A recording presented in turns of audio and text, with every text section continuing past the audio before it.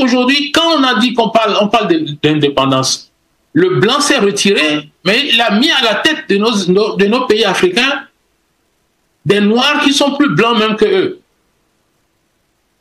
J'étais propriétaire du Sheraton Hotel au Bénin. On me l'a arraché. Aujourd'hui, on a démoli mon hôtel, on a reconstruit ça avec le groupe Accor, qui est un groupe français. Ça ne dérange personne. Je possédais la plus grosse usine de coton du continent africain, dans le nord du Bénin. Je fais pour 120 millions de chiffre d'affaires par an. On me l'a arraché. Ça appartient aujourd'hui à Patrice Talon, qui est en même temps président du Bénin. J'ai une vingtaine d'exemples comme ça à vous donner. Il y a de cela 20 ans, j'ai déjà eu une autorisation pour construire une raffinerie au Bénin avec un financement libyen. Avec le financement libyen, ça a été tué, assassiné par Patrice Talon et ses alliés politiques. Les relations humaines ont toujours été dictées par le rapport de force. L'être humain est comme ça. L'Afrique doit se battre pour avoir le droit de décider quand il s'agit de son sort, que ce soit sur le plan économique, que ce soit sur le plan politique. C'est ça, c'est la première chose qu'on doit se donner comme objectif.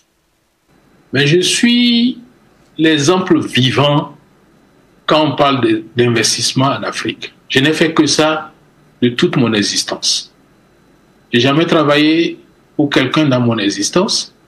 J'ai créé ma première entreprise, j'étais encore à l'école. C'est avec ça que je vis jusqu'aujourd'hui. J'ai investi en Afrique sous plusieurs formes, tout souvent sur le plan industriel, mais très souvent aussi vite assassiné, vite détruit. C'est souvent même des étrangers, des Européens qui viennent faire la concurrence avec vous, et c'est avec la complicité de vos propres frères, de vos propres parents africains, qu'ils arrivent à détruire votre investissement. On a parlé récemment. Moi, j'ai été visiter les usines où on fabrique les iPhones en Chine pour le compte de Apple aux États-Unis. Apple est conçu le concept, on conçoit le produit aux États-Unis, en Californie. On envoie fabriquer ça dans la province de Guangxi, dans le sud de la Chine. Apple paye 35 $ par téléphone et revient le vendre sur le marché américain à 1000 $. Aujourd'hui, la capitalisation d'une société comme Apple dépasse toute l'économie de l'Afrique. Moi, je suis le fruit, je suis le produit de l'investissement en Afrique. J'ai fait l'expérience de ça sur plusieurs décennies. J'ai commencé à faire de l'entrepreneuriat en Afrique depuis 1985. Je suis sur le continent africain à partir du Bénin, du Nigeria, de la Côte d'Ivoire, avant de connaître les autres continents où j'ai exercé. J'ai créé des entreprises en Afrique, j'ai créé des entreprises en Europe, aux États-Unis, en Asie. Mais l'Afrique, c'est compliqué. Pourquoi? Parce que c'est là-bas où vous avez le plus de problèmes quand vous êtes africain. Si vous êtes un occidental, vous êtes un Européen, que vous venez mettre un investissement en Afrique, vous avez beaucoup plus de sécurité que lorsque vous êtes africain. Aujourd'hui, par exemple, avec le système par exemple, du franc CFA qu'il y a en Afrique, les Français sont beaucoup plus avantagés, les Européens sont beaucoup plus avantagés quand ils viennent investir dans la zone CFA, plus que les Africains. Sans compter que, à travers le système de réglementation, à travers les hommes politiques en Afrique, on peut facilement passer par eux pour assassiner, pour vous tuer économiquement. S'ils ne vous tuent pas physiquement ou ne vous mettent pas en prison, les cas comme ça, il y en a plein. C'est pour cela que la dernière fois, j'étais content de comment ça s'est dénoué, la décision du président du Nigeria à livrer du pétrole à la raffinerie de Dangote en Naira.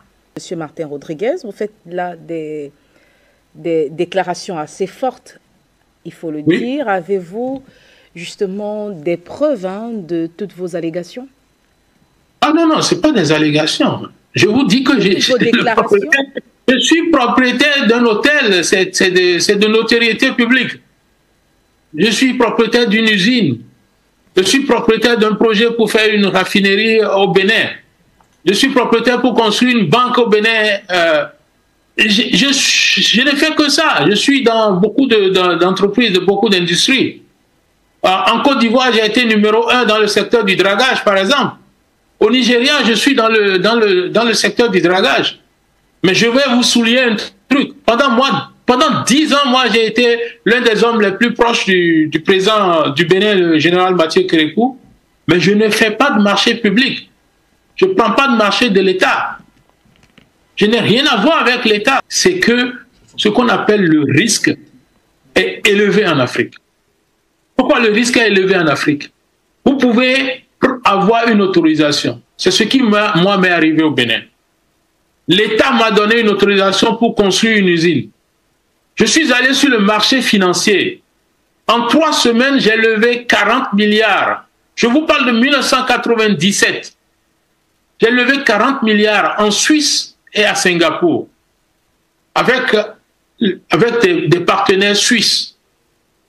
L'État béninois n'a pas mis un franc CFA. Nous sommes allés lever les capitaux en 3 semaines. On a construit une usine qui se construit en 3 ans, on l'a fait en 11 mois.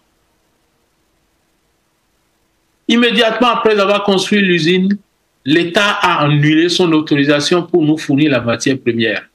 Première année d'exploitation, 7 milliards de pertes. Deuxième année, la même chose. C'est le même argument qui a été utilisé pour finir par m'arracher mon usine. Aujourd'hui, mon usine appartient à qui? À Patrice Talon, président du Bénin, président de tout ce qui a comme activité économique au Bénin. Si vous vendez du piment au Bénin qui rapporte de l'argent, Patrice Talon viendra et va vous arracher cela. La douane béninoise, c'est lui qui encaisse la douane et qui donne à l'État ce qu'il veut, il garde ce qu'il veut. Il a une société qu'on appelle Bénin Control. Le ramassage d'ordures, c'est lui. Donc, pendant ce temps, nous parlons de panafricanisme. Comment nous pouvons faire une économie? Comment nous pouvons développer l'Afrique lorsque les Africains n'ont aucun droit? Même la justice au Bénin est privatisée. Vous ne pouvez même pas aller dans un commissariat ou aller à la justice pour vous plaindre. Et ce phénomène-là existe dans beaucoup de pays, mais sur le cas du Bénin est spécifique. Parce que moi, je ne connais pas un pays dans le monde où c'est un individu qui récolte la douane et fait le dispatching. Donne ce que lui veut à l'État et garde ce qu'il veut. En même temps, il est président de la République. La dernière fois, vous savez, je ne sais pas si vous connaissez la SFI, la Société financière internationale, le département privé de la Banque mondiale. Le directeur de la SFI est venu au Bénin dans l'intention d'investir 100 millions de dollars dans l'économie béninoise. C'est pour répondre à ce que vous avez dit, docteur, qu'il n'y a pas de financement pour le secteur privé. Il y a le financement. Mais quand le monsieur a été au Bénin, il a rencontré 2 personnes. Le ministre des Finances et Patrice Talon, le président de la République. Parce que Patrice Talon représente et le secteur privé et le secteur public. Dites-moi à quel moment nous allons développer une économie. Vous pouvez aller en France et assassiner un projet, arracher une société française et remplacer ça par un Africain. Ce n'est pas possible. Mais le contraire est possible. Donc moi, je ne pense pas qu'on ne peut pas réussir le panafricanisme si on ne règle pas le problème de l'investissement sur le continent africain. Sécuriser l'investissement. Pour revenir à ce qui s'est passé récemment au Nigeria, si le président du Nigeria n'a pas réussi à imposer à la NNPC qu'on livre du pétrole à la raffinerie de Dangote en Naira, qui est la monnaie locale, pour permettre aux Nigérians de bénéficier de produits finis en essence et en diesel, en Naira, pour permettre aux opérateurs économiques de faire une planification pour pouvoir faire de l'économie. Parce que l'économie, c'est quoi en fait? L'économie, c'est une phrase bête, produire et vendre. Mais quand on dit produire et vendre, l'économie, en fait, c'est la transformation de l'énergie. Voilà l'Afrique qui possède les ressources énergétiques mieux que tous les continents du monde. Mais nous ne représentons pas plus de 1% des échanges mondiaux. Pourquoi? Parce qu'il faut travailler sur le concept. Ce n'est pas parce qu'il n'y a pas de financement en Afrique. L'argent existe. Nous ne pouvons pas être les plus riches en matières premières et être en même temps les plus pauvres. Il y a un décalage, il y a quelque chose qui ne va pas. Vous avez développé tout à l'heure les valeurs africaines. C'est peut-être par là qu'il faut commencer. Nous avons besoin de philosophie, nous avons besoin de concepts. Parce que nous avons des vautours qui sont en Afrique, mais qui n'ont pas la peau blanche. Mais ils sont plus dangereux même que les colons. Les esclavagistes sont là, mais ils ont la peau noire. Ils sont tapis parmi nous. Ils travaillent pour la puissance coloniale. La France n'a jamais cessé d'être une puissance coloniale. Elle l'est toujours. Et quand Patrice Talon faisait campagne contre la France-Afrique, vous pouvez aller sur YouTube. Je suis sorti avant qu'il ne prenne le pouvoir. Et j'ai dit aux populations, il ne faut pas croire à ce discours. Quand il prendra le pouvoir, le premier pays qu'il va visiter, ce sera la France. Ça n'a pas loupé. Quand il a pris le pouvoir, sans audience, il est parti à Paris.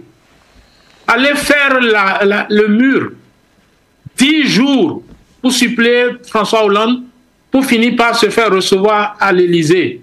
Et quand il est parti là-bas, qu'est-ce qu'il a présenté? Il dit à François Hollande en direct à la télévision que le Bénin est un désert de compétences.